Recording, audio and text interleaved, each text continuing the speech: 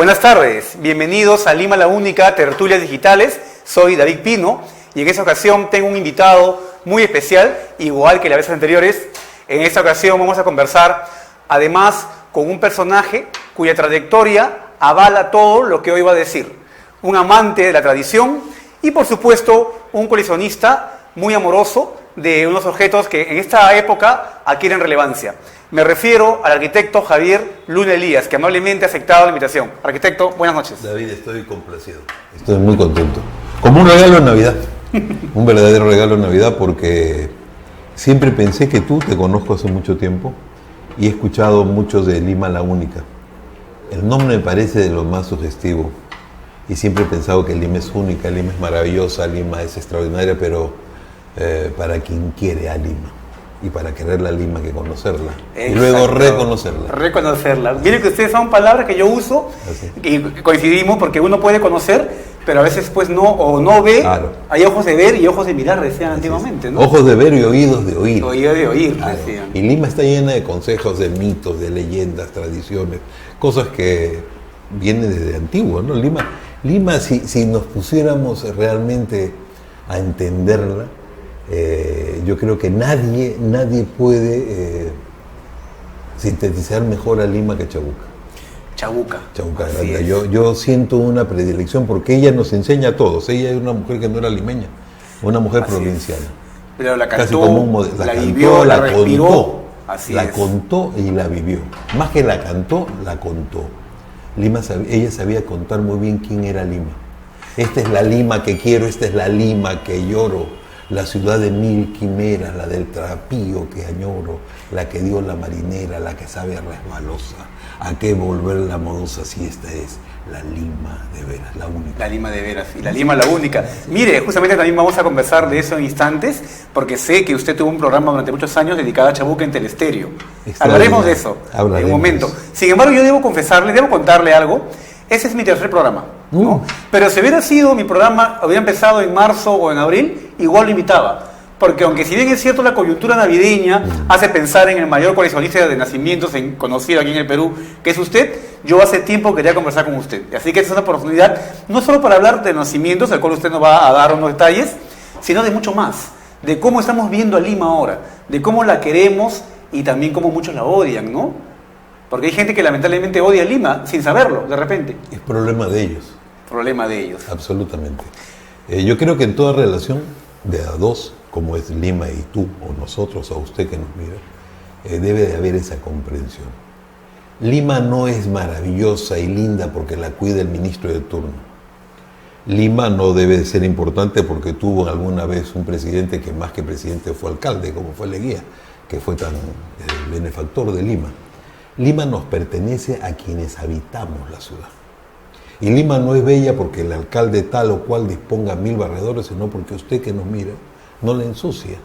Esa es la Lima que yo quiero, la Lima que usted merece y la Lima que está en manos de nosotros. Lima es esta ciudad fantástica que cada día nos cuentan cuentos de ella y que las quieren convertir de manera tal o cual, pero que simplemente yo les pido desde el comienzo de esta maravillosa conversación, que estoy seguro va a ser importante por lo que tú me preguntes, no por lo que yo diga, pero sí creo que es necesario que comprendamos todos que si todos estamos convencidos que Lima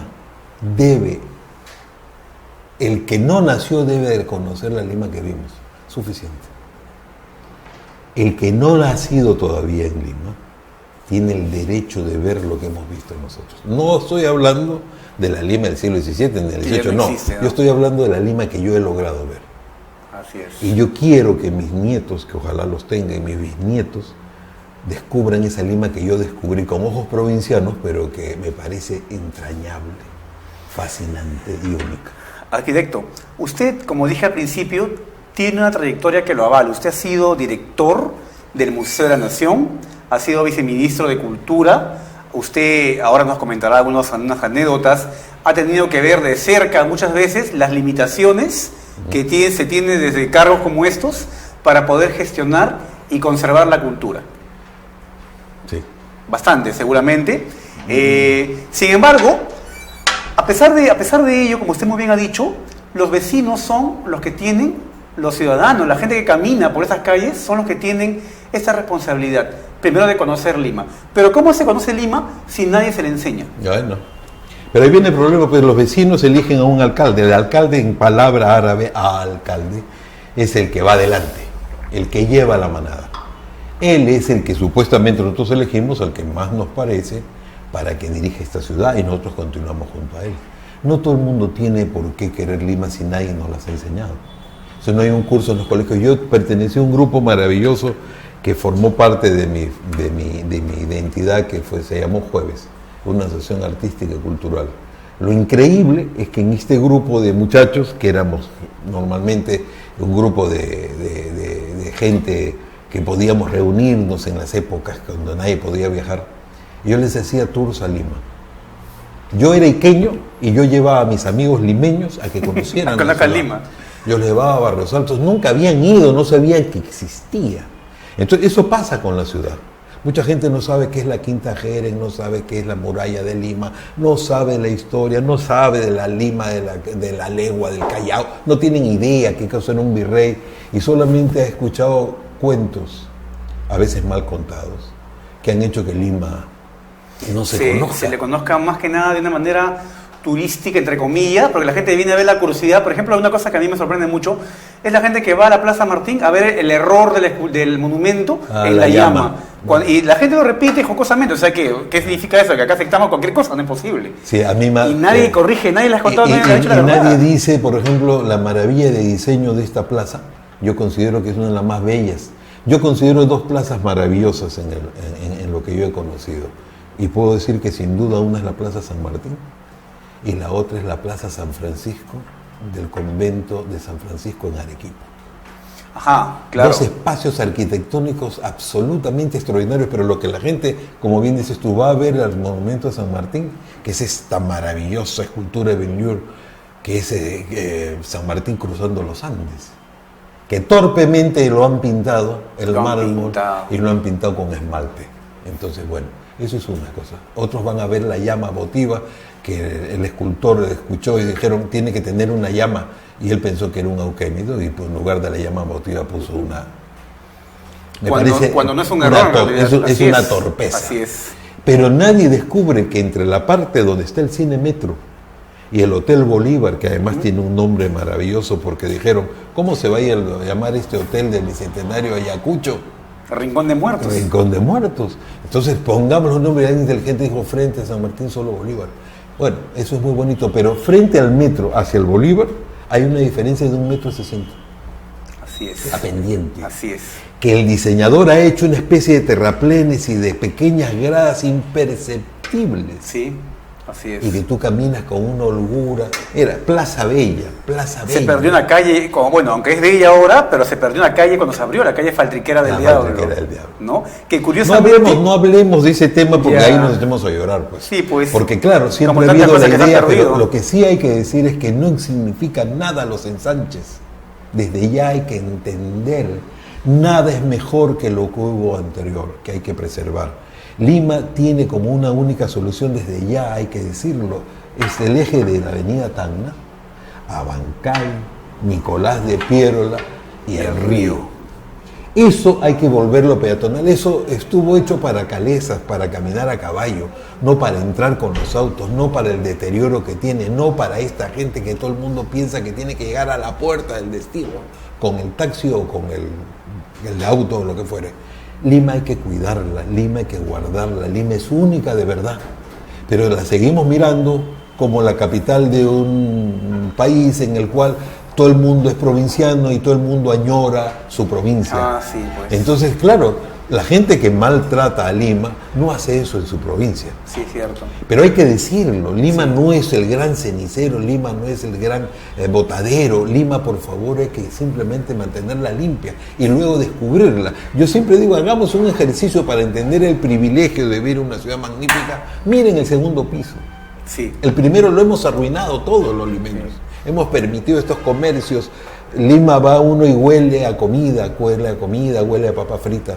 Pero si miramos el segundo piso de Lima, claro, teniendo cuidado que no nos quiten nada. Que no hagamos un hueco, nos roben y que no haya un hueco. Claro. Pero no hay. En el centro histórico no. Felizmente. Entonces, ahí nos damos cuenta de la importancia de este virreinato español en América, que tuvo como capital a la ciudad de Lima, la ciudad de los reyes. Pero, arquitecto, pero a veces esta belleza del centro se ve opacada porque ponen rejas. Ahora enrejan la plaza de armas. ¿Qué opina usted que uno, por ejemplo, va un turista, va gente a pasear y no puede pasar? Por seguridad. Pero seguridad de Pero qué? habría que enrejar el país. Habría que No, enrejar el yo país. tengo tanta pena. Yo muchas veces yo pienso en gentes que, por ejemplo, mis amigos los Aliaga tienen una casa magnífica, que muchas veces no pueden recibir a las personas que ya han concertado una cita con ellos. Porque les cierran la plaza. les cierran la plaza. Así es. Y me parece increíble que el convento de San Francisco la gente no pueda llegar a él o que no puedan entrar a la catedral, porque cuidan a quién. ¿De quién? Eso, y sobre todo que eso es reflejo de un gobierno cuya gente está descontenta con ello, porque tienen miedo a las protestas, por algo debe ser, ¿no? Arquitecto, usted empezó su carrera con Lima, vamos a decirlo de una manera, muy joven, a los 24 años, asociado o relacionado a una actividad con la UNESCO. ¿Es así? ¿Sí? ¿Qué fue exactamente? Sí. Yo estudié arquitectura y una maravillosa persona, Francisco Iriarte Brenner, en un viaje desde Trujillo a Lima por tierra, me dijo, yo había ganado un concurso marinera y él fue en nombre de la universidad a traernos acá, bueno, parte de nuestro premio. Y me dijo, tú has estudiado arquitectura, ¿por qué no intentas acercarte al INC? Necesitamos restauradores. Estamos en el año aproximadamente 80. Entonces me habló todo el viaje de Trujillo a Lima. ¿Ya? El arqueólogo Francisco Iriarte Brenner. ¿Usted ha ido a bailar marinera? A bailar marinera. Que además sabemos que usted es campeón en bailando marinera. Dicen que bailo bien. Y me convenció. Yo había terminado en esa época, había que hacer un CECIGRA. ¿Ya? Y yo fui al INC, al Centro de Investigación y Restauración de Bienes Monumentales. Yo entré a esta casa que ahora se llama Canevaro y dije, esto es pues. Era el afán de devolverle a la ciudad lo suyo. La Casa Canevaro es la que está en Girón Ancash, a unos pasos de Bellas Artes, ¿no? Ancash 769, frente al convento de Trinitarias, y en la esquina, la plazuela de la Buena Muerte con los padres Camilos. Más no se podía pedir. Yo Era entré y encontré más limeño no podía ser ese ambiente. todas las vacas sagradas de la restauración. Carlos Williams, el arquitecto Víctor Pimentel, el arquitecto Joche Correa, el arquitecto Alejandro Alba Manfredi, Pablo Macera. Era un mundo fascinante, todos mayores, yo era el menor. Entré y me quedé, gratis, ad honorem. De ahí me dijeron que postulara a una beca que daba anual UNESCO para hacer restauración, y yo gané la beca. Y me fui al Cusco y volví. Y ahí UNESCO, yo tenía una muy buena nota y pidió que me contratara el INC. Ya. UNESCO pidió que lo contratara el INC. Sí, fue Silvio Mutal, que era el director de UNESCO en el Perú, un personaje extraordinario que hay que recordar porque todo lo que tenemos... ¿Sabes una cosa, David, querido? Yo quiero aprovechar de este momento y de lo que significa que va a ser no un documento, sino un testimonio. Que no todo lo que se hace ahora es lo único que se ha hecho para recuperar la ciudad. A eso que diga, porque usted está mencionando nombres que hoy no son conocidos, pero que han hecho mucho en su momento. Nadie puede discutir que lo que hizo el arquitecto Víctor Pimentel o lo que hizo Alejandro Alba Manfredi, pero a nivel nacional, no hablamos solamente de Lima. Y no olvidemos que el Instituto Nacional de Cultura fue una institución formada desde una primigenia Casa de la Cultura y se le dio todo el poder y toda la razón a una mujer que se llamó Marta Hildebrand, Marta Hildebrand. Y ella se rodeó de otras valiosísimas mujeres y de un contingente de hombres, yo uno de ellos, a los cuales nos daban órdenes a cumplir. Y sabes una cosa, no era una exigencia, sino era una obligación hacer las cosas dentro de un concepto de palabras que se llamaba perfección. Y en ese grupo de damas que acompañaban a Marta Hildebrand, ¿quiénes estaban? Victoria Santa Cruz, la que hizo el conjunto nacional folclore que brillaba como una luz extraordinaria, Amelia Veraún, que era la secretaria general, Carmen Moral en la Orquesta Sinfónica Nacional. No te puedo contar, ahorita todas eran mujeres importantísimas, la administradora era una monja extraordinaria. Bueno, todas esas mujeres han trabajado arduamente, porque antes el Instituto de Cultura era un instituto que albergaba la biblioteca, el Archivo de la Nación, la editorial, todos los elencos del Estado, Centro de Investigación y Restauración, Patrimonio de la Nación, pero a nivel nacional. Y había una comisión nacional de arquitectura de la que yo fui secretario muchos años. Y no se podía mover un ladrillo. Y nosotros teníamos autorización de salir una vez a la semana cada uno de los arquitectos a vigilar qué estaba pasando en la ciudad y paralizábamos demoliciones y cosas. Mira, podemos decir que ese INC de ese momento tenía más poder e influencia que el actual Ministerio de Cultura. No lo dudes, tenía otro presupuesto. Otro presupuesto. Y había incluso una doble deducción en un momento, que es algo que tendríamos que entender, que tiene que haber un estímulo para la gente. Porque claro, el que tiene un patrimonio ahorita, un monumento histórico, el que tiene simplemente siente una obligación, pero no el privilegio. No es solamente un privilegio de ver un monumento hay que atenderlo, y es vivir cuidando una joya, una corona de brillantes. En su gestión, cuando usted trabajó como viceministro de Cultura, ¿qué avances se hicieron en este sentido? Mira, yo creo que es muy difícil poder sintetizar todo, pero hubieron dos ejemplos. Uno que es el caso de Garagay. Garagay, un centro ecológico. Lima, la ciudad de las huacas ahora. Y no sabemos qué es más importante, si lo precolombino o lo contemporáneo. Lo contemporáneo lo vemos cotidianamente en las calles que circulamos. Lo precolombino, de alguna manera, al estar rodeando la ciudad, no lo tenemos. Y nos avergüenza, por ejemplo, cuando vemos la huaca de la calle Belén en San Isidro, que nos damos cuenta que todos los edificios han dispuesto la zona de servicio hacia la huaca. Hacia la huaca, sí pues. Esa es la prueba que cómo miramos el pasado. Y cómo se miró el pasado. De eso somos culpables todos, porque todos somos cómplices de haber hecho eso. Pero en todo caso, sí había esta institución que daba las pautas. Yo ahora veo con tanto emoción cómo se ha recuperado, diríamos, dos calles del centro histórico, la calle Pescadería y Rastro de San Francisco, que es emocionante ver lo que ha hecho un muchacho que es Luis Martín Bogdanovich, que hay que reconocerlo, ha hecho lo que no hizo nadie. Y con pocos recursos, ¿no? A diferencia de cómo era antes, que se dice que había recursos. Pero ahí está, pues, es una persona que conoce y que quiere la ciudad. ¿Qué sería si hubieran muchos Luis Martínez en Lima? Y si fuéramos todos gentes como tú, o como los que hemos trabajado, que al conocer Lima y al conocerla la reconocemos en su magnitud exacta, no con afanes políticos, no con afanes electorales y no con afanes de coimas y de cosas horrorosas que hemos visto ahora, ¿no? En los tiempos últimos, que desanima a cualquiera. Usted ha mencionado, arquitecto, estas calles que son muy bellas, efectivamente, da un gusto, un placer pasear por allí. Al pasear por Rastro se llega a la Plazuela de San Francisco, que yo sé que es un lugar para usted muy especial. ¿Qué se hizo? Ahí me casó. Además de ello, también se hizo ahí un evento en 1982. Lo mejor de Lima, sin duda, lo digo a boca llena, es San Francisco. San Francisco.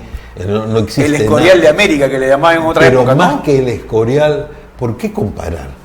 Nunca se debe de hacer, porque si no, pues el prado del vecino es más verde que el mío. Claro. Yo tengo que reconocer que eso lo hemos hecho nosotros a pulso, que ese barroco llegado a América lo interpretamos nosotros, que nuestras flores de acanto no son de acanto, sino son paujiles con monos y con hojas de plátano y con plantas que hemos incorporado de nuestra fauna en esta arquitectura maravillosa que tenemos en San Francisco. Yo creo que no hay nada que me emocione más que subir al segundo claustro, al segundo piso del primer claustro de San Francisco y mirar a través de estos arcos lo que ha pasado en la historia de este maravilloso momento. Tan bello que se desplomaba cuando yo entré. Yo fui con un atrevimiento de joven que uno va perdiendo con el tiempo. Y fui y le pregunté al presidente, al director del INC, que qué cosa íbamos a hacer con San Francisco, que se venía abajo. Y me dijo, ¿y qué se le ocurre a usted? Le dije, pero ese no es problema mío, el problema es suyo. Claro, yo soy un arquitecto, pero usted es el director. Claro. Entonces me quedó mirando y me dijo, ¿qué cosa quiere hacer? Le dije, no sé, hay que hacer algo, pero se va a caer. Por lo pronto hay que hacer que la gente venga a San Francisco y descubra que San Francisco es lo que es. Y que existe. Y que existe, que está ahí. Y era enero, y venía la fiesta de Lima, y le dije, ¿por qué no hacemos un homenaje a Lima a través de la música en el atrio? Y durante la actuación, entre canto y canción, y danza y palabra, hablamos del patrimonio. Me dijo, hágalo usted, con los elencos del Estado, hágalo usted. Fui a hablar con Victoria Santa Cruz, me miró escéptica y me dijo, yo lo tendré que hacer, pues, vamos a hacerlo. Pero ella se iba de viaje a Europa y yo me encargué. Y lo primero que hice fue buscar a Chabuca Granda. No me quiso recibir. llegué velozmente retrasado, como dijo ella. Velozmente retrasado. Retrasado, tenía 4 minutos de retraso. Ya. Y cuando logré meterme, porque al no abrirme ella, yo busqué la manera y cuando abrió la puerta me dijo, le he dicho que ya no. Le dije, señora, por esto me retrasé y yo le había comprado las flores. Y el poder de las flores. Inmediatamente me hizo entrar y lo que iba a ser una conversación de 1 hora máximo, que era lo que yo... terminamos a las 11 de la noche. Una preciosa conversación, preciosa. Y ella me dijo, acepto. Me dijo, diga usted que yo voy a ir. Además voy a ser la telonera. Y claro, todo el mundo quería estar junto a ella. Claro. Y fueron todos. Otro caso excepcional fue que ahí apareció Alicia Maguiña. Alicia Maguiña. Fue la única vez que han actuado juntas en el mismo escenario. Eso porque había pues cierta en esa época Chabuca Granda, Victoria, rivalidad. Ninguna rivalidad. Ya, en esa época lo que había era simplemente, eran 2 artistas que hacían lo mismo y que claro, en el caso de ellas pertenecían a un mismo sector social, diríamos. Ya. Tenían los mismos amigos y claro, entre ellas había una cierta competencia que no era una competencia, sino era la posibilidad de una competencia y la competencia exige un mayor lucimiento. Claro que sí. Entonces, aparte de eso estaba Victoria Santa Cruz, aparte de eso estaba Jesús Vázquez, Óscar Avilés, Cecilia Barraza, Eva Illón, que eran jovencitas, y todos fueron gratis. Eso gratis. Es algo. Todas no había plata, gratis. No había dinero, ¿de dónde iba a salir? Se hizo el evento en el Atrio de San Francisco. En el Atrio de San Francisco, y una persona amiga mía financió un pequeño agasajo que lo preparó Marisa Yulfo. En esa época empezaba a hacer la cosa siempre maravillosamente y accedió a que con el presupuesto que teníamos iba a homenajear a ella también, a estos artistas. Fue en el convento de San Francisco un éxito extraordinario, primera página del Comercio. Por supuesto, Chabuca Granda me dijo, ¿qué le han dicho? Nada, señora, me dijo, me lo imagino. Si hubiera sido malo lo hubieran dicho, le hubieran echado la culpa, pero si hubiera sido bueno, no. Me dijo, pero usted haga como las mulas en mi pueblo, les ponen a los lados unos tapaojos y van hacia adelante. Tapaojos. Haga usted eso, olvídese. Y me regaló una linda carta, me dijo, úsela. Sí. Pero yo nunca la usé. Pero en todo caso fue un estímulo. Tú no sabes lo que era para mí la asesoría de Chabuca Granda cuando hacíamos restauración y ella me llamaba y se quejaba, decía, la Quinta Lania le están interviniendo en Paseo Colón. Mire usted, vaya usted a tal sitio. Y un día me llevó a Paruro, a todo Girón Guanta, y me dijo, mire usted ese ritmo de esta ciudad. Acá hay 300 años. Mire usted la verticalidad. Mire ese ritmo de 3-1.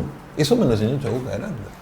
Eso, por ejemplo, es importante saber, porque hoy no se habla de eso. Esa es la proporción de Lima. Uno mira y todas las ventanas son 3-1. Y hay una verticalidad, tiene un aire maravilloso. La torpeza es que la mala formación de los ingenieros y arquitectos no se han percatado de algo tan sencillo que ha tipificado la ciudad. Pero en fin, todas esas razones me llevaron a mí a creer que Lima existía. La conocí de la mano, además, de Mocha Graña, que era una persona, yo considero, la limeña más limeña que vivió en Lima. Mocha Graña. Con un palacio de casa en la avenida Salaverry 1114, donde ella era su reino y donde tú decías, este es Lima, pues. Esto es Lima, no solamente por la arquitectura, sino por las formas. Claro. Entonces yo tuve la fortuna de conocer a estas personas. Yo tuve el privilegio de conocer y son personas, como usted decía, Jiménez Borja, claro que me enseñaba lo que era Lima, y al doctor, mi jefe, José Antonio del Busto, doctor Guru, o Fernando Silva Santisteban. Pues imagínate, ¿quién que ha tenido esa gente alrededor no puede obrar bien? Claro. Ninguna de las personas que yo te he mencionado han muerto, casi todos muertos, en la riqueza. Han muerto en la pobreza total. Lo único que han tenido era una riqueza de vida cumplida. Así es. De saber que eran realmente habitantes de una ciudad que los merecía a ellos. Ellos merecen. Y ellos merecían a la ciudad. Bueno, y seguro también merecía ese epitafio de un personaje. Hay una escultura en el Callao de un personaje que fue alcalde, pero en su tumba, en el Baquíscano, dice: todo lo hizo bien. Qué bonito. Arquitecto, vamos a una pausa. Vale. Vamos a una pausa y regresamos en instantes con Lima la Única, Tertulias Digitales, aquí en Onda Digital Televisión.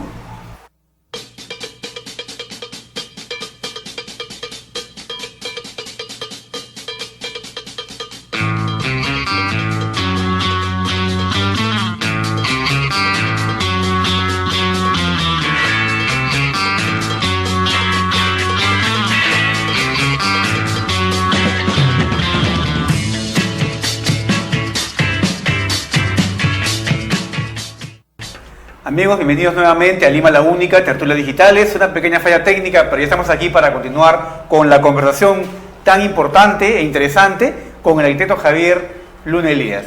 Arquitecto, quería yo preguntarle ahora otro tema. Hablábamos hace un momento de los personajes que han aportado mucho para la conservación de la memoria limeña. Sin embargo, ya en lo que es gestión, en lo que es ya tomar decisiones, hay un dato muy interesante que quiero que usted lo comparta ahora como un consejo a los gestores culturales.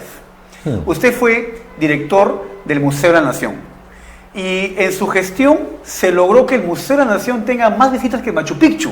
Cosa que no logró nadie. Cuéntenos cómo fue posible. Mira, eso es maravilloso contarlo porque eso ocurrió en 2 años consecutivos.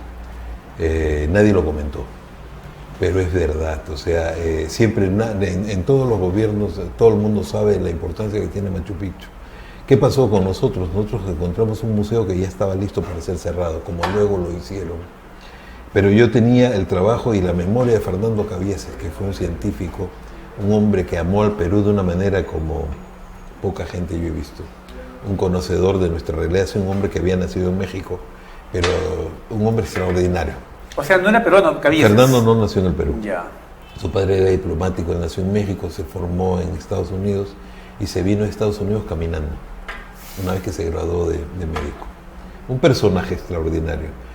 Y yo fui su asistente en el Museo de la Nación, y cuando me llamaron para que yo tomara el Museo de la Nación, fue para mí un honor, primero por lo que significaba la memoria de Fernando Cabieces, de Arturo Jiménez Borja, de Moncha, de toda la gente que había trabajado en el museo.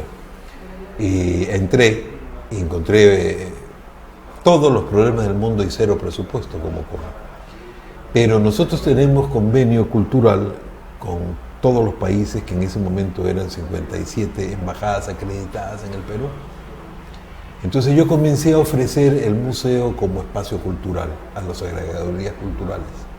Armamos una especie de secretaría para ellos y comenzamos a trabajar exposiciones y cosas que ellos podían traer y usar el edificio. A lo que sumamos el que ellos ya no hacían sus recepciones de fiestas de gobiernos en sus embajadas, sino usaban el museo. Claro. Y comenzamos a abrir el museo para instituciones y para actividades que no fueran, porque eso nos generaba no un dinero, porque si pedíamos dinero, ese dinero ingresaba a la tesorería del INC. Entonces había que formar ingresos para que eso formara parte del museo. Entonces permutábamos un baño para niños, el piso de tal sitio, pintura para las paredes, luces. Y fue la única manera de conseguir sensibilizar a la gente para que la gente viniera a la institución. Apareció Aide Rodríguez Pastor, una mujer importantísima que antes había trabajado en el proyecto de hacer el museo antiguo, el museo que ahora se está construyendo en la época de don Fernando Belaúnde. Y ella, que es la propietaria del Interbank, le dio un gran apoyo al museo. Pero cuando vio el interés que le dábamos y que no pedíamos dinero, entonces comenzamos a hacer actividad para que todos los colegios vinieran. Ajá. Y hacíamos una campaña especial con las UCES y las UGLs para que todos los escolares de Lima tuvieran obligatoriamente que venir cuando menos un día. Y encontrábamos 1000 situaciones, porque si venía el niño y era traído al museo, era una pena que se fuera a almorzar a su casa. Entonces conseguimos darles un refrigerio para que se quedaran el mayor tiempo. ¿Cómo se hizo eso? ¿Hubo aliados? Gentes maravillosas. Aliados más que nada, porque por supuesto el presupuesto era exiguo. Amigos que se compadecían ante la situación, que les daba pena ver que el niño que por primera vez venía, y por única quizás, no tenía las situaciones adecuadas para eso, y se lograban situaciones maravillosas, cuentos extraordinarios, pero todo eso hizo posible que el museo tuviera, por ejemplo, se hizo, gracias a Rosa María Mujica, el apoyo para poder hacer el Museo de las Niñas y de los Niños. Un proyecto extraordinario. Vino acá el director del Louvre y se impresionó con ese museo. Se impresionó museo con de esa los niños área. y las niñas. No sabes lo que era un museo a escala. No existía en América una cosa así. El niño entraba y estaba en su mundo, y había me acuerdo que mi hijo Javier Ignacio era muy chiquito, tenía 3 años, y iba todos los sábados. Y yo probaba con él.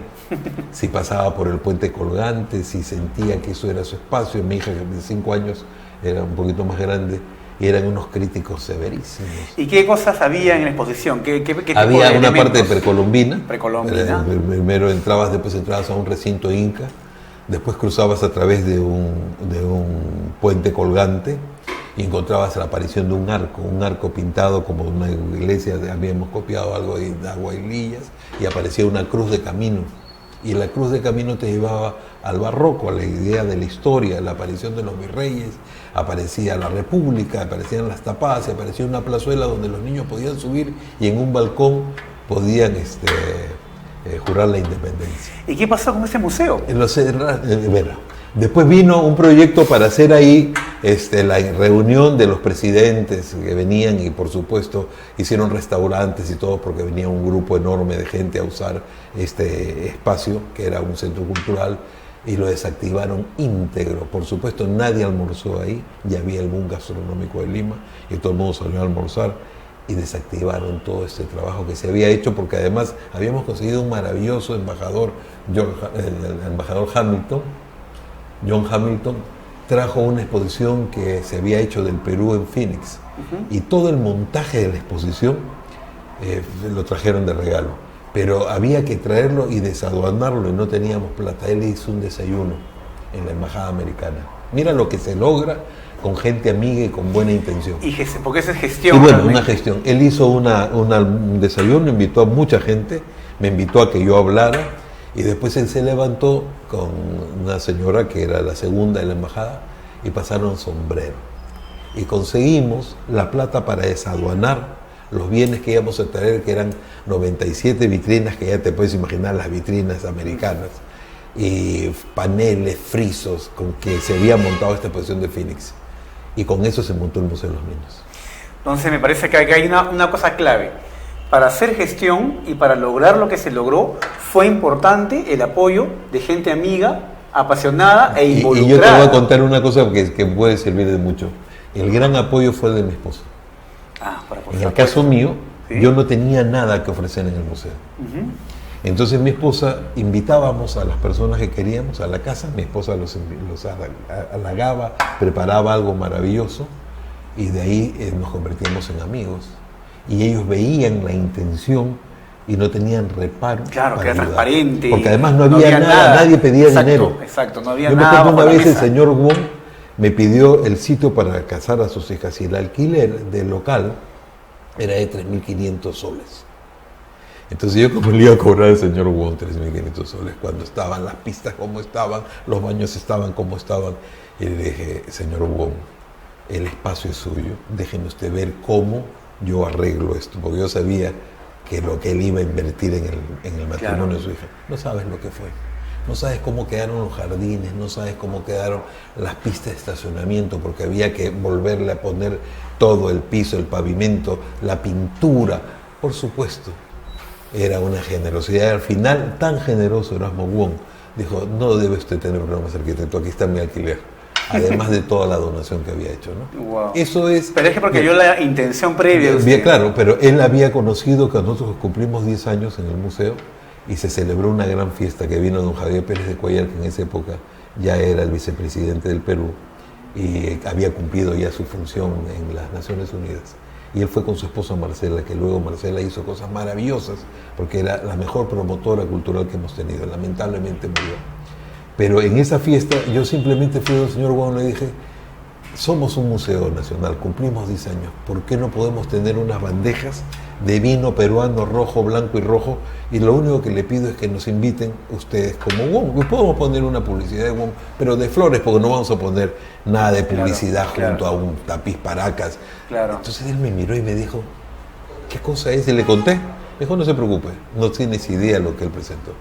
Porque la gente hay que tocar la clave y hay que hacer entender que la tarea no es solamente del director y del gobierno de turno, insisto, toda esta gente es efímera, todos pasan. Sí. Pero ¿qué del patrimonio? El patrimonio es propiedad de nosotros, patrimonio significa propiedad.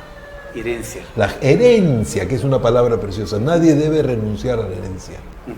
Entonces eso es lo que hay que hacer. La gente cuando es consciente de lo que, sabe cuál es su rol. y sabe perfectamente que muchas veces cuando se presenta o se dona o se usa la palabra que ha quedado en desuso, que se llama mecenazgo, el beneficio es extraordinario, al 1000 por 1. San Francisco decía, quien dona recibe el 1000 por 1. Y toda la gente que ha hecho donación a cultura ha terminado en ese sentido, lo tengo que admitir. Lo que pasa es que luego se ha tergiversado cuando han aparecido cosas que no son claras. Claro. Pero yo puedo contar estas experiencias que aseguran que el museo le quitara la primacía a Machu Picchu, que tiene una promoción desde Hiram Bingham, claro, y todo lo que ha hecho National Geographic y lo que han hecho los Estados Unidos por esta publicidad, que enhorabuena y bendito sea, pero que asimismo tenemos que hacer, porque yo insisto, Machu Picchu también le pertenece a los peruanos que todavía no han nacido, y tenemos que guardarlo para que ellos lo vean, y tenemos que comprender que Machu Picchu no puede recibir más de 2.500 visitantes como lo ha asegurado la UNESCO, pero ahorita hay más de 5.000 y hay 7.000 por día, y no lo puede permitir el gobierno, claro, porque para eso no hay autoridad. Entonces eso es lo que hay que hacer. Hay que poner mano dura. Pero ese que es la visión turística de la cultura. Ese es el problema de la visión cuando ven solamente, claro, cultura y decir industria sin chimenea, perfectamente, pero hay países que viven de eso. España vive de eso. Pero hay que justamente, como sabemos lo que significa, hay que ponerlo y hay que administrarlo. Las cosas claras. Si las cosas se hacen bien, va a funcionar perfectamente. Y repito, los que todavía no han nacido van a ver lo que nosotros vieron. Ya se ha caído demasiado, se ha perdido demasiado para no tener conciencia de esto. Arquitecto, ¿qué ha pasado ahora? ¿Por qué es que esas personas de corazón grande, enorme, desprendidas, y por supuesto quizás más que un amor a Lima, era una confianza con las personas con quienes ellos trataban, como en el caso de usted, que es una persona que genera esa confianza en ellos en su momento? ¿Qué ha pasado ahora? ¿Por qué ahora están cuestionados el Ministerio de Cultura? ¿Por qué son tan cuestionadas ahora las gestiones que van pasando? Pues, yo lo lamento tanto. ¿Qué es lo que ha ocurrido? Pero la renuncia de la ministra última evidencia que antes que fuera interpelada ella prefirió renunciar. Nunca debió haberlo hecho porque en eso evidenciaba que tenían razón. Así es. Porque si no me hubiera ocurrido, es incomodísima la pregunta y darte una respuesta, porque es muy difícil culpar a una persona, es innecesario, y menos sin un argumento. Pero ante la evidencia de lo que pasó con el viceministro, que yo lamento en el alma que haya hecho una cosa semejante, ante la evidencia de lo que estamos viendo, en el cual todo es suspicacia total, y no haber tenido cuidado de eso, yo creo que es terrible. Y hay una de las cosas, por ejemplo, todo el mundo se ha preocupado tanto por Dakar. Sí.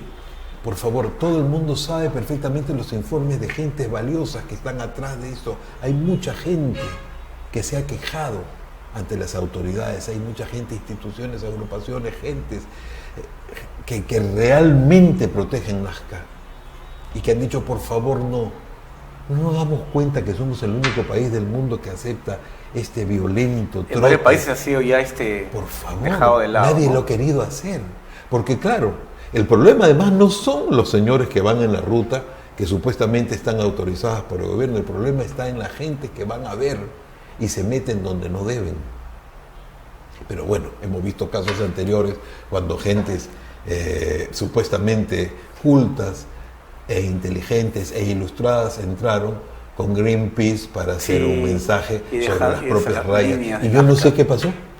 Bueno, hubo el momento mediático, pero después todos se olvidaron. Bueno, como suele ocurrir con todo. Yo nunca he visto a nadie preso. Sí, pues lamentablemente ocurre eso. Lamentablemente acá todo es, me parece, el tema mediático, lo que en el momento provoca escándalo y después por eso, no se olvidan. Pero igualmente pasa ahora, todo el mundo habla de Lima como que si Lima nunca fue protegida. Yo he querido honrar a la memoria de la primera jefa que yo tuve, Elba Vargas Becerra, que ya no está con nosotros. Yo he visto a esa mujer dedicar su vida, como he visto a Bertestela Benavides, una mujer que dedicó su vida y que no tiene ni un juicio.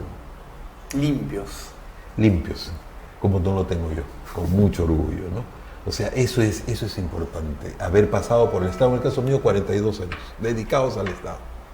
Y además, hay que mencionarlo, usted todos los cargos que ha ocupado los ha llegado por mérito propio. Bueno, porque es amigo del gobierno. Y usted no quiere decirlo. Qué maravilla que no quería decir. Usted no quiere decirlo porque había que decirlo. Porque, me halagas mucho. Porque eso es justamente lo que dio al inicio mis palabras, ¿no? Que avala su trayectoria. Yo fui un joven arquitecto que empecé trabajando en restauración y después pasé a ser secretario general y después pasé a ser director de museos y después pasé a ser el director del Museo de la Nación y terminé una carrera de viceministro.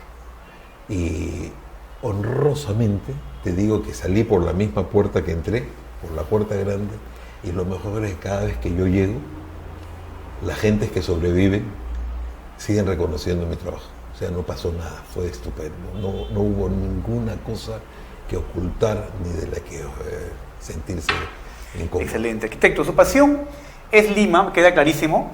Sabemos que también fue la marinera, o es la marinera, mejor dicho, pero también son los nacimientos. Caramba. ¿No? Los nacimientos. Usted es poseedor de una hermosa colección. Tuve la oportunidad de visitarlo unos días. Vamos a hacer un video al finalizar el programa. ¿Cuándo empieza esa pasión de usted por los nacimientos? Una pregunta que ya le han hecho muchas veces, pero la han hecho mucho, pero tiene que ver justo. Yo hice el inventario con mi amiga Elba Vargas de patrimonio histórico, desde Tumbes hasta Tacna, y toda la selva en 4 años. Viajamos pueblo a pueblo, pero viajábamos en una camioneta que no tenía el techo protector, era lata pura. Era como una micro. Íbamos por todo el Perú. Y era terrible. 80s. Había solo 80s, era terrible. Las pistas eran como eran. Y llegábamos a los sitios y después de hacer el trabajo, preguntábamos quién tenía, qué artesanos habían, porque era parte de todo el asunto, conocíamos, nos enseñaban y comencé a descubrir nacimientos. Yo había traído uno del Cusco y quise tener uno de la costa, uno de la sierra y uno de la selva. En esa búsqueda, ahora son más de 2000. Más de 2000. Comprados en el sitio, que es una de las cosas que yo quisiera aprovechar esta ocasión para que todos tomaran conciencia de esto. Si todos tuviéramos algo de arte popular en nuestras casas, otro país seríamos. La gente está acostumbrada, antes decían, mira lo que te han regalado, llévalo a la casa de la playa, porque antes la casa de la playa aguantaban todo. Ahora son más elegantes que las de la ciudad. Entonces ya no tienen espacio, nadie tiene en su casa un toro de Pucará. Un toro de Pucará. Nadie tiene un objeto peruano, un retablo magnífico. Los artesanos han dejado de hacerlo. Y ahora hay unos concursos extraños de nacimientos. Me fascina la idea de lo peruano. Pero cuando veo que el artista popular, por ganarse el premio, echa mano a lo que no es nuestro para poder destacar y ganar, yo me doy cuenta que eso no está bien. Yo veo estas exposiciones artesanales que el mismo Estado... O los concursos también, ¿no? Que ahora hay nacimientos. No solo que se ve, porque el artista por tratar de capturar a la persona que le va a comprar, que le va a servir para su provecho, hace lo que no debe. Y no hay quien se preocupe de esto. Entonces, se ha perdido la originalidad, podemos decir. Mira, hay una frase maravillosa de José María Arguedas que dice: de todos nos podrán enseñar, no sabemos hasta qué tiempos, pero de arte podemos obligarlos a que aprendan de nosotros, incluso sin movernos de aquí. Claro. Yo cuánto daría que don José María Arguedas viniera a ver mi colección. Yo he guardado con el celo que me enseñó don Arturo Jiménez Borges, me decía: separe usted la paja del trigo, tenga usted mucho cuidado, no todo lo que produce el pueblo es bello. Y con eso tengo algo, porque no olvidemos que José María Arguedas se disparó con mano propia cuando vio que él no había conseguido nada de lo que era su cometido. Que él viera lo que se ha logrado, que él viera que a su memoria se han hecho cosas maravillosas y que él viera que el Perú que él quiso está en la voz de Alicia Magriña, que canta como ella canta, y en las cosas maravillosas que este Perú guarda, pero que a veces somos como, tratamos en lo posible de negar la peruanidad de los peruanos, que está evidente en sus artes, en su cultura, en su voz, en su mito, en su leyenda, en todo aquello que nos pertenece, que es nuestro patrimonio, es nuestra herencia. Yo te felicito, David, por lo que tú haces, porque nos das oportunidad de retomar lo nuestro, que a veces lo consideramos perdido. Lo hemos perdido, pero en realidad no está, está ahí, solamente está para ser difundido y que la gente conozca. Su colección de nacimientos arquitecto, sabemos que hay años en que se exhibe públicamente, en otros que se guarda. ¿Perdón? Yo quise hacer una exposición porque se cumple 150 años de la canción Noche de Paz. Ajá. Que es la única canción que ha logrado las treguas en las guerras. En la Primera Guerra, en la Segunda Guerra, esta canción ya tiene 150 años. Y yo quise hacer una exposición que tuviera 150 versiones de Noche de Paz, con 150 nacimientos peruanos y de todo el mundo. Y no se pudo. Y la ofrecía gratuitamente, sin ningún costo. Pero hay otras exposiciones que se prefirieron a esta. Yo lo lamento mucho. Y ellos no saben lo que te cuenta, además. Yo tengo que reconocer que yo tengo mi colección internacional por una simple razón, porque cuando yo enseñaba lo mío, la gente me decía, ¿por qué te gustan estas cosas de los serranos? ¿Así? Despectivamente, ¿no? Y yo entre mí decía, porque tú no sabes el valor que tienen. Entonces comencé a poner nacimientos de otras partes del mundo para que la gente comparara. ¡Eureka! Funcionó. Y la gente decía, oye, los nuestros son maravillosos. Claro que sí. Así es. Claro que sí. Hay que buscar la manera. Así es, porque hay una simpleza quizás en otros nacimientos, pero están cumpliendo con su fe, su devoción. Sí. Además, una cosa también, arquitecto, antes de finalizar, que me gustó muchísimo, que usted dijo, una entrevista, es que la Navidad también ha perdido su esencia, cuando eso es vigilia, es esperar lo que va a pasar a la medianoche. Y estas representaciones nos cuentan ello. Claro. Hay gente que nos acusa de idolatrías. No es quien tiene una foto de su mamá. ¿Quién puede negar que hay una evocación y que eso no tiene nada de malo? ¿Quién puede negar? Claro. Y eso es justamente el espíritu que no se debe perder. Arquitecto, yo estoy muy agradecido por su visita. Además que ha sido una conversación, en realidad podría seguir horas de horas. Yo tengo que mencionar, el arquitecto ha tenido hoy la gentileza de traerme un obsequio. Aún no lo he abierto. Yo dije, arquitecto, muchas gracias, voy a abrirlo en la pausa que conversábamos en el programa. Así que me va a permitir abrirlo. Y mientras tanto, mencionar, arquitecto, algunas cosas respecto a unos recuerdos que tal vez usted puede ir acompañando mientras yo abro el regalo. Sus mejores recuerdos de Lima, los mejores lugares, los que han quedado atesorados en su corazón. Lo mejor que tengo de recuerdo es un día de Lima, 18 de enero, caminando por Lima con mi amiga Mocha Graña. Y Mocha iba y recogía todo lo que la gente votaba. Mira ese ejemplo, una mujer que en esa época tendría ya 87, 88 años. Y me decía, tú recoge por allá, yo recojo por acá. Le decía, señor, se le ha caído esto. Y decía, no lo necesito. Lima tampoco, decía Mocha. Y le recogía y le entregaba las cosas a la gente, ¿no? Y se pasaba 1 o 2 horas. Y llegaba a la plaza y abrazaba una de las columnas, de las pilastras de la municipalidad. Y miraba Lima. Y cada vez que yo veo en la Plaza de Armas, sobre la fuente, el Ángel de la Fortuna, ella fue la causante. Y lo veo y digo, Dios mío, qué fortuna haber conocido Lima de la mano de Mocha, que sin duda el día que la enterramos, yo dije una frase que apareció luego en el Comercio como una nota, dijo, realmente se fue la última auténtica tapada limeña. La última auténtica, un personaje, Mocha, que además sufrió muchísimo, wow, vamos a ver qué cosa es. Sufrió muchísimo con el incendio del Teatro Municipal. Bueno, ella era la dueña de la ciudad. Sí. Era la dueña de Lima y mira qué curioso. Yo he dicho algo y es ese. Wow, arquitecto, de verdad que me emocionado. Es una campana que da la hora. Campana tapada, ¿no? Una tapada. Tenla acá porque te va a servir cuando tú quieras callar a alguien que dice lo que tú no quieres que se Eso, como ocurre. Hay que tocarle la campana. Muchísimas gracias.